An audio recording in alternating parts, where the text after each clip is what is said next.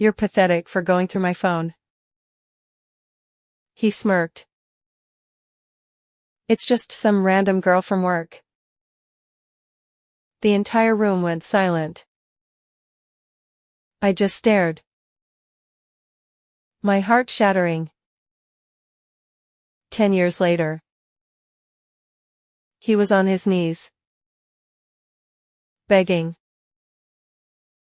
The look on his and his new wife's face, the same girl, was pure shock.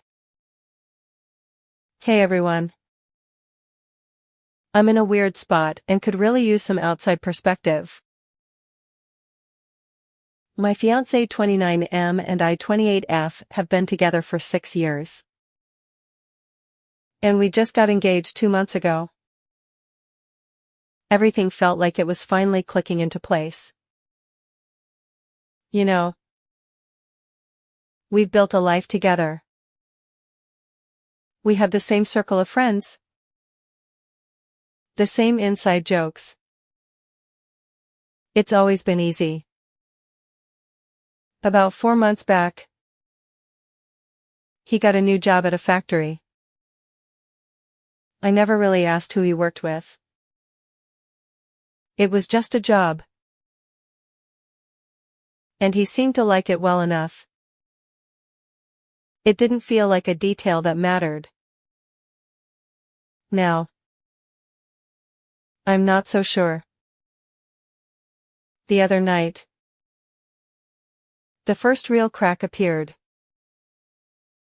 He has a pretty standard routine. Gets home. We have dinner. And then he'll usually play video games with his buddies online for a few hours to unwind.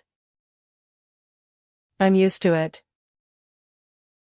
I usually head to bed around 11. And he'll come in whenever he's done. But this time was different. I woke up to the bedroom door creaking and saw the light from the clock. 3:30 a.m. He slid into bed.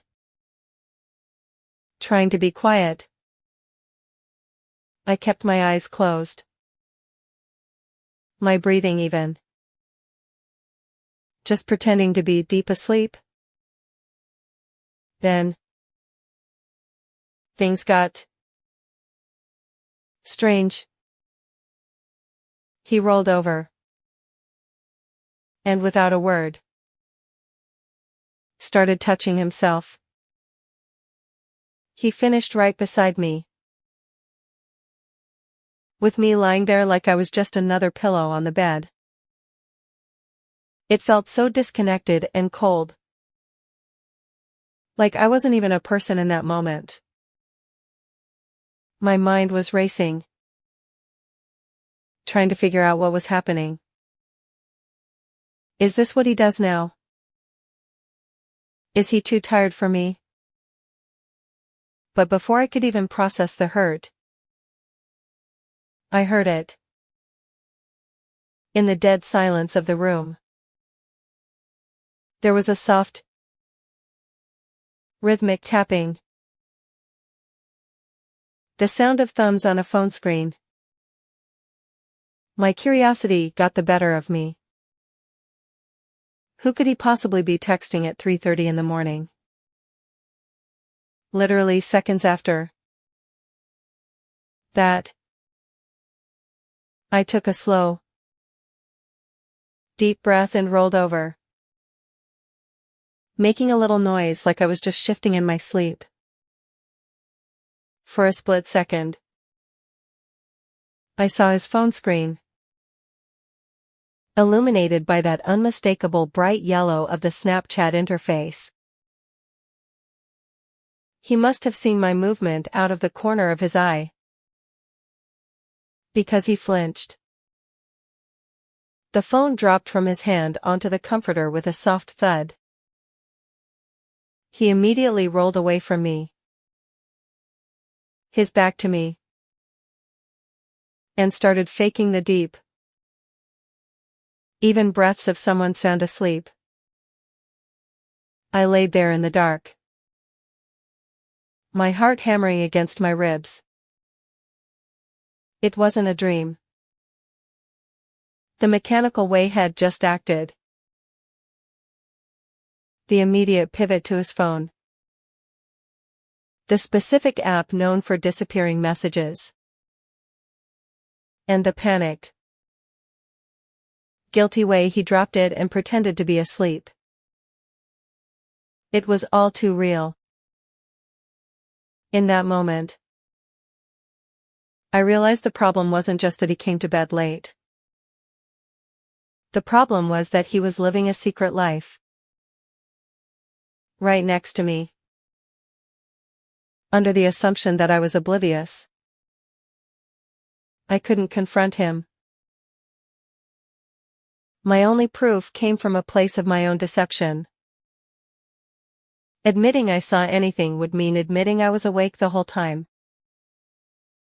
And I had no idea how that conversation would even start. I just laid there. Eyes wide open in the dark. Feeling a kind of dread I've never known before. What do you do when your own bed stops feeling like a safe place? That feeling of dread from the 3:30 a.m. incident didn't just go away. It lingered like a low-grade fever for weeks. It was there when we were making dinner. When we were watching TV. When he'd kissed me goodbye in the morning. On the surface, everything was normal. But this dark little secret was mine to carry. And it was heavy. Last month, we went to the beach for my birthday. It was supposed to be our happy place. A celebration of me and a break from everything before the wedding planning really kicked into high gear. But I couldn't shake the feeling of being a fraud. We'd be walking on the sand, holding hands. And all I could think about was him turning his back to me in the dark and the glow of that Snapchat screen. He was physically there. But my gut was screaming that his mind was somewhere else entirely. I tried to push it down. To enjoy the moment. But the suspicion was like a splinter in my mind I couldn't get out. The day we got back home,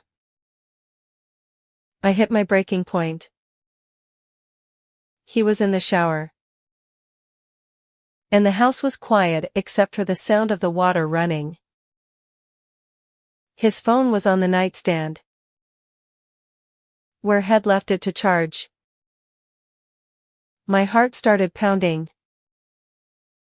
I've never been the type to snoop. 6 years. And I've never once felt the need to violate his privacy like that. But I couldn't live with the what-ifs anymore. My mind was creating scenarios far worse than whatever I might find. I thought to myself, I just need to know. Even if it's bad. Knowing is better than this endless guessing game. My hands were literally shaking as I picked it up. I swiped it open. We've always had each other's passwords. A sign of trust that now felt like a sick joke. I went straight to Facebook. I didn't know what I was looking for. Messages. Friend requests. Then I saw the search bar. My thumb hovered over it. And I went into his activity log. And there it was. It was a girl's name. A name I didn't recognize. He had looked her up 3 separate times in one day. My brain tried to process it logically.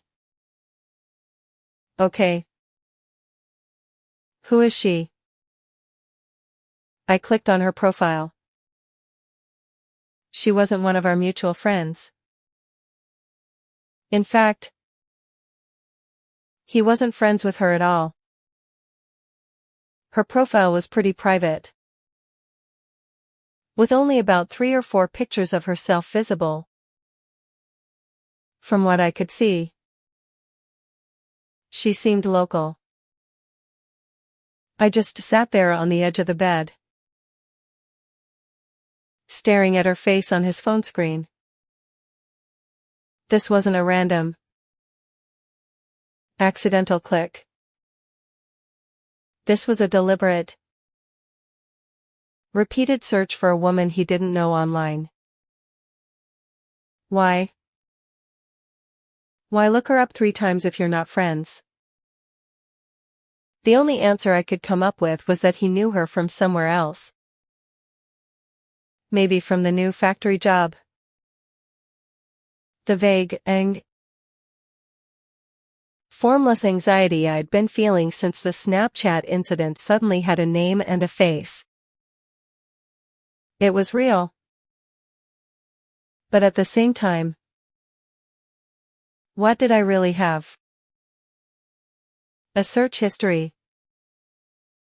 If I confronted him, he could just say, "Oh, I was curious about a coworker." Or a million other plausible things. He'd deny it. Call me crazy for going through his phone. And the whole thing would be flipped around on me. I had a piece of the puzzle. But it was just enough to confirm my fears. Not enough to prove them.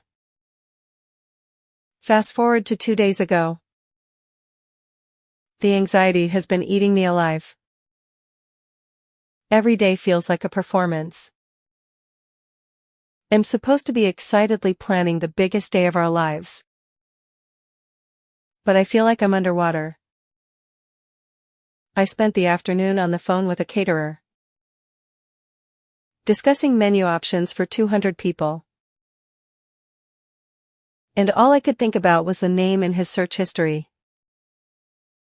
I'd be scrolling through floral arrangements online, and my mind would just flash back to her face. To those 3 or 4 pictures on her profile. The disconnect is jarring. I'm here,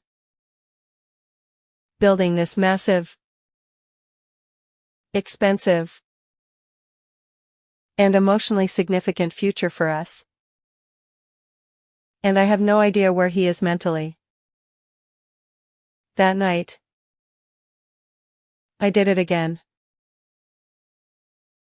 He fell asleep on the couch, his phone slipping out of his hand and onto a cushion. I waited until his breathing was deep and steady.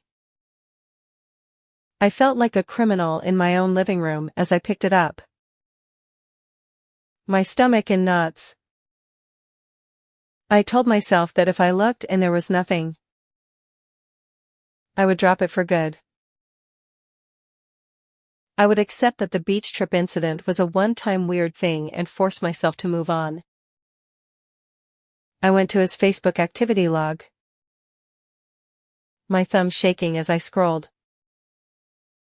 And then I saw it. The same girl's name. Except this time, it wasn't 3 searches.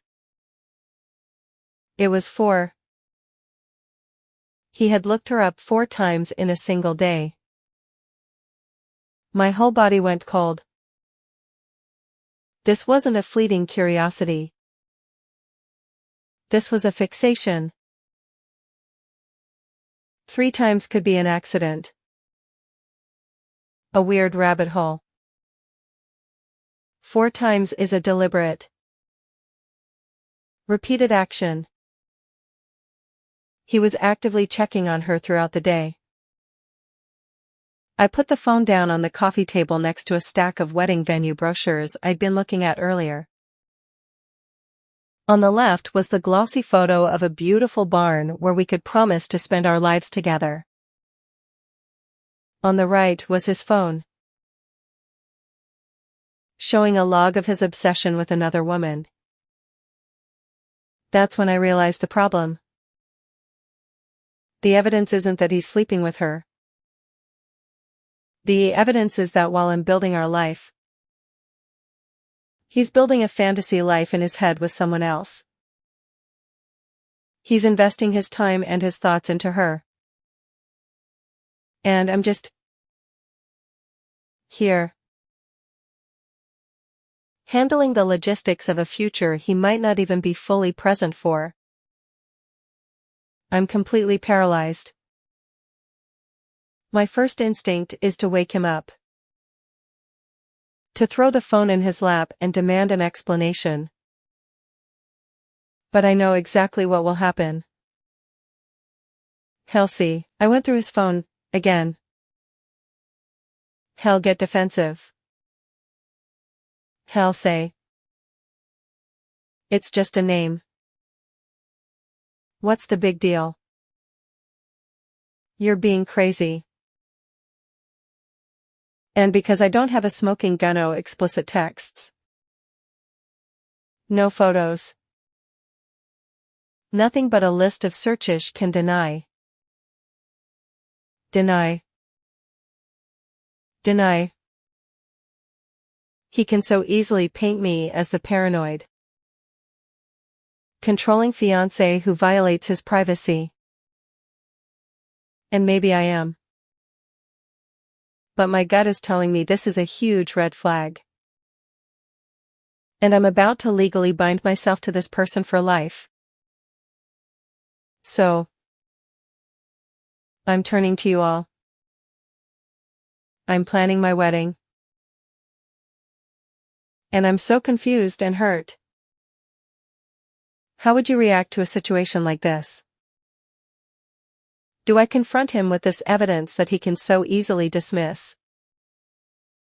and risk a huge fight that makes me the bad guy? Or do I keep quiet and hope it goes away? Knowing him walking down the aisle towards a man with a secret fixation. Please, someone give me some advice.